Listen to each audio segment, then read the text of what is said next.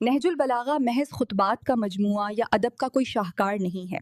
بلکہ یہ زندگی کو سمجھنے کا ایک مکمل اور جامع نظام ہے۔ یہ کتاب ہمیں صرف عبادت کے طریقے نہیں بتاتی اور نہ ہی خود کو صرف روحانیت تک محدود رکھتی ہے۔ اسی لیے نہج البلاغہ کو فصاحت و بلاغت کی معراج کہا جاتا ہے کہ یہ انسان کو بلند کر دیتی ہے۔ یہ ہمیں صرف بولنا نہیں سکھاتی بلکہ جینا سکھاتی ہے۔ ہم نہج البلاغہ کو شروع سے آخر تک پڑھنے اور سمجھنے کی کوشش کر رہے ہیں، تو آئیے اس سلسلے کی پہلی ویڈیو سے مستفید ہوتے ہیں۔ تمام حمد اس اللہ کے لیے ہے جس کی مداح تک بولنے والوں کی رسائی نہیں، جس کی نعمتوں کو گننے والے گن نہیں سکتے، نہ کوشش کرنے والے اس کا حق ادا کر سکتے ہیں، نہ بلند پرواز ہمتیں اسے پا سکتی ہیں، نہ عقل و فہم کی گہرائیاں اس کی تہہ تک پہنچ سکتی ہیں۔ اس کے کمال ذات کی کوئی حد معین نہیں، نہ اس کے لیے توصیفی الفاظ ہیں، نہ اس کی ابتدا کے لیے کوئی وقت ہے جسے شمار میں لایا جا سکے، نہ اس کی کوئی مدت ہے جو کہیں پر ختم ہو جائے۔ اس نے مخلوقات کو اپنی قدرت سے پیدا کیا، اپنی رحمت سے ہواؤں کو چلایا اور تھرتھراتی ہوئی زمین پر پہاڑوں کی میخیں گاڑیں۔ دین کی ابتدا اس کی معرفت ہے، کمال معرفت اس کی تصدیق ہے، کمال تصدیق توحید ہے، کمال توحید تنزیہ و اخلاص ہے، اور کمال تنزیہ و اخلاص یہ ہے کہ اس سے صفتوں کی نفی کی جائے، کیونکہ ہر صفت شاہد ہے کہ وہ اپنے موصوف کی غیر ہے، اور ہر موصوف شاہد ہے کہ وہ صفت کے علاوہ کوئی چیز ہے۔ لہٰذا جس نے ذات الہی کے علاوہ صفات مانے، اس نے ذات کا ایک دوسرا ساتھی مان لیا، اور جس نے اس کی ذات کا کوئی اور ساتھی مانا، اس نے دوئی پیدا کی، اور جس نے دوئی پیدا کی، اس نے اس کے لیے جز بنا ڈالا، اور جو اس کے لیے اجزا کا قائل ہوا وہ اس سے بے خبر رہا، اور جو اس سے بے خبر رہا اس نے اسے قابل اشارہ سمجھ لیا، اور جس نے اسے قابل اشارہ سمجھ لیا اس نے اس کی حد بندی کر دی، اور جو اسے محدود سمجھا وہ اسے دوسری چیزوں ہی کی قطار میں لے آیا، اور جس نے یہ کہا کہ وہ کس چیز میں ہے اس نے اسے کسی چیز کے ضمن میں فرض کر لیا، اور جس نے یہ کہا کہ وہ کس چیز پر ہے اس نے اور جگہیں اس سے خالی سمجھ لیں۔ ہے ہوا نہیں، موجود ہے مگر عدم سے وجود میں نہیں آیا، وہ ہر چیز کے ساتھ ہے نہ جسمانی اتصال کی طرح، وہ ہر چیز سے علیحدہ ہے نہ جسمانی دوری کے طور پر، وہ فاعل ہے لیکن حرکات و آلات کا محتاج نہیں، وہ اس وقت بھی دیکھنے والا تھا جبکہ مخلوقات میں کوئی چیز دکھائی دینے والی نہ تھی، وہ یگانہ ہے اس لیے کہ اس کا کوئی ساتھی ہی نہیں ہے کہ جس سے وہ مانوس ہو اور اسے کھو کر پریشان ہو جائے۔ اس نے پہلے پہل خلق کو ایجاد کیا بغیر کسی فکر کی جولانی کے اور بغیر کسی تجربے کے جس سے فائدہ اٹھانے کی اسے ضرورت پڑی ہو، اور بغیر کسی حرکت کے جسے اس نے پیدا کیا ہو، اور بغیر کسی ولولے اور جوش کے جس سے وہ بےتاب ہوا ہو۔ ہر چیز کو اس کے وقت کے حوالے کیا، بے جوڑ چیزوں میں توازن و ہم آہنگی پیدا کی، ہر چیز کو جداگانہ طبیعت اور مزاج کا حامل بنایا اور ان طبیعتوں کے لیے مناسب صورتیں ضروری قرار دیں۔ وہ ان چیزوں کو ان کے وجود میں آنے سے پہلے جانتا تھا، ان کی حد و نہایت پر احاطہ کیے ہوئے تھا، اور ان کے نفوس و اعضاء کو پہچانتا تھا۔ پھر یہ کہ اس نے کشادہ فضا، وسیع و اطراف و اکناف اور خلا کی وسعتیں خلق کیں، اور ان میں ایسا پانی بہایا جس کے دریائے مواج کی لہریں طوفانی اور بحر زخار کی موجیں تہ بتہ تھیں۔ اسے تیز ہوا اور تند آندھی کی پشت پر لادا، پھر اسے پانی کے پلٹنے کا حکم دیا اور اسے اس کے پابند رکھنے پر قابو دیا، اور اسے پانی کی سرحد سے ملا دیا۔ اس کے نیچے ہوا دور تک پھیلی ہوئی تھی اور اوپر پانی ٹھاٹھے مار رہا تھا۔ پھر اللہ سبحانہ نے اس پانی کے اندر ایک ہوا خلق کی جس کا چلنا بانج یعنی بے ثمر تھا، اور اسے اس کے مرکز پر قرار رکھا، اس کے جھونکے تیز کر دیے اور اس کے چلنے کی جگہ دور و دراز تک پھیلا دی۔ پھر اس ہوا کو مامور کیا کہ وہ پانی کے ذخیرے کو تھپیڑے دے اور بحر بے کراں کی موجوں کو اچھالے۔ اس ہوا نے پانی کو یوں متھ دیا جس طرح دہی کے مشکیزے کو متھا جاتا ہے، اور اسے دھکیلتی ہوئی تیزی سے چلی جس طرح خالی فضا میں چلتی ہے، اور پانی کے ابتدائی حصے کو آخری حصے پر اور ٹھہرے ہوئے کو چلتے ہوئے پانی پر پلٹانے لگی، یہاں تک کہ اس متلاطم پانی کی سطح بلند ہو گئی اور وہ تہ بتہ پانی جھاگ دینے لگا۔ اللہ نے وہ جھاگ کھلی ہوا اور کشادہ فضا کی طرف اٹھائی اور اس سے ساتوں آسمان پیدا کیے۔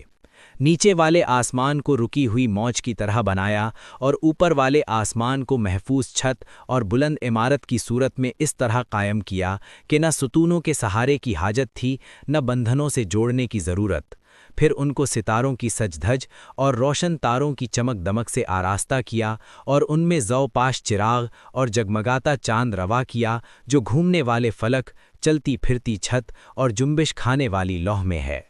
फिर खुदावंद आलम ने बुलंद आसमानों के दरमियान शगाफ पैदा किए और उनकी वसतों को तरह तरह के फरिश्तों से भर दिया। कुछ उनमें सरबसजूद हैं जो रुकू नहीं करते, कुछ रुकू में हैं जो सीधे नहीं होते, कुछ सफ़े बांधे हुए हैं जो अपनी जगह नहीं छोड़ते, और कुछ पाकीज़गी बयान कर रहे हैं जो उकताते नहीं। न उनकी आँखों में नींद आती है, न उनकी अक्लों में भूल चूक पैदा होती है, न उनके बदनों में सुस्ती व काहिली आती है, न उन पर निस्यान की गफलत तारी होती है। उनमें कुछ तो वही इलाही के अमीन, उसके रसूलों की तरफ पैगाम रसानी के लिए ज़बान हक़ और उसके क़तई फ़ैसलों और फरमानों को लेकर आने जाने वाले हैं, कुछ उसके बंदों के निगहबान और जन्नत के दरवाज़ों के पासबान हैं, कुछ वो हैं जिनके कदम ज़मीन की तह में जमे हुए हैं और उनकी गर्दनें बुलंद तरीन आसमानों से भी बाहर निकली हुई हैं, और उनके पहलू अतराफ़ आलम से भी आगे बढ़ गए हैं। उनके शाने अर्श के पायों से मेल खाते हैं, अर्श के सामने उनकी आँखें झुकी हुई हैं और उसके नीचे अपने परों में लिपटे हुए हैं, और उनमें और दूसरी मखलूक में इज़्ज़त के हिजाब और कुदरत के सरापर्दे हायल हैं। वो शक्ल व सूरत के साथ अपने रब का तसव्वुर नहीं करते, ना उस पर मखलूक की सिफ़तें तारी करते हैं, ना उसे महल और मकान में घिरा हुआ समझते हैं, ना अशबा व नज़ायर से उसकी तरफ इशारा करते हैं। फिर अल्लाह ने सख्त व नरम और शीरियों शोराजार ज़मीन से मिट्टी जमा की, उसे पानी से इतना भिगोया कि वो साफ़ होकर निथर गई, और तरी से इतना गूंधा कि उसमें लेस पैदा हो गया। उससे एक ऐसी सूरत बनाई जिसमें मोड़ हैं और जोड़, आज़ा हैं और मुख्तलिफ हिस्से। उसे यहाँ तक सुखाया कि वो खुद थम सके, और इतना सख्त किया कि वो खनखनाने लगी। एक वक्त मुअय्यन और मुद्दत मालूम तक उसे यूं ही रहने दिया।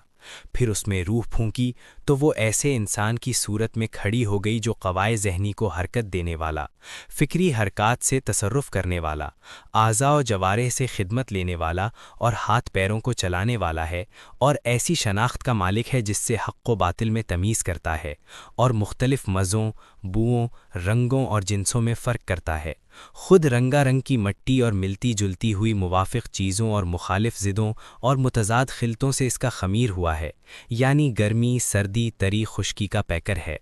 फिर अल्लाह ने फ़रिश्तों से चाहा कि वो उसकी सौंपी हुई वदियत अदा करें और उसके पैमाने वसीयत को पूरा करें जो सजदा आदम अलैहिस्सलाम के हुक्म को तस्लीम करने और उसकी बुज़ुर्गी के सामने तवाज़ो व फ़रोतनी के लिए था।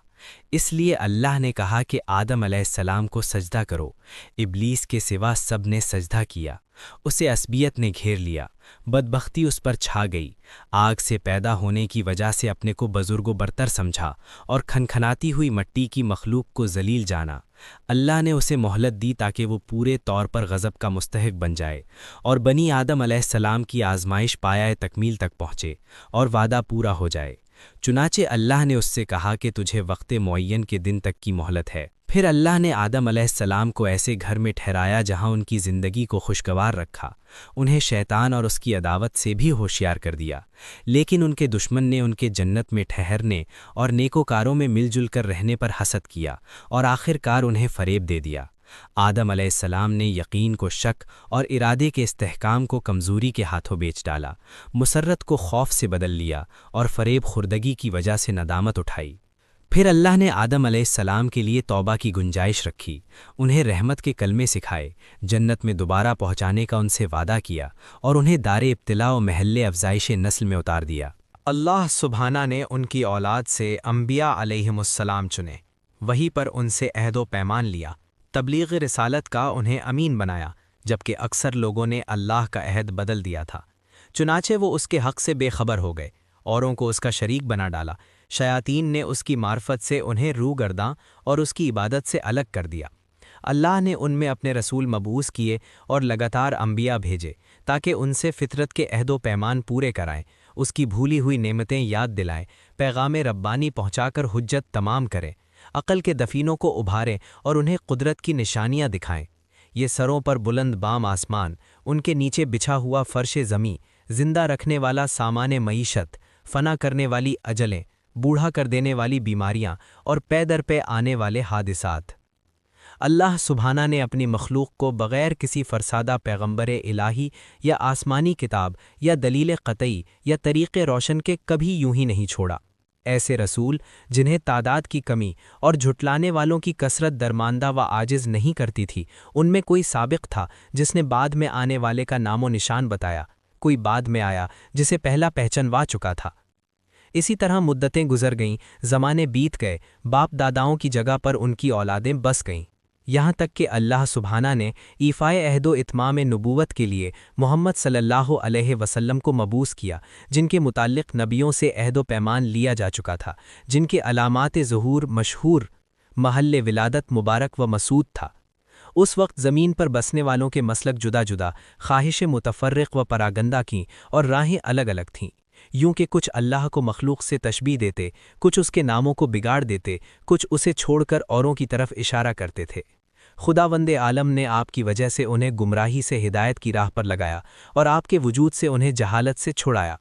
پھر اللہ سبحانہ نے محمد صلی اللہ علیہ وسلم کو اپنے لقاء و قرب کے لیے چنا، اپنے خاص انعامات آپ صلی اللہ علیہ وسلم کے لیے پسند فرمائے اور دار دنیا کی بود و باش سے آپ صلی اللہ علیہ وسلم کو بلند تر سمجھا، اور زحمتوں سے گھری ہوئی جگہ سے آپ صلی اللہ علیہ وسلم کے رخ کو موڑا اور دنیا سے باعزت آپ صلی اللہ علیہ وسلم کو اٹھا لیا۔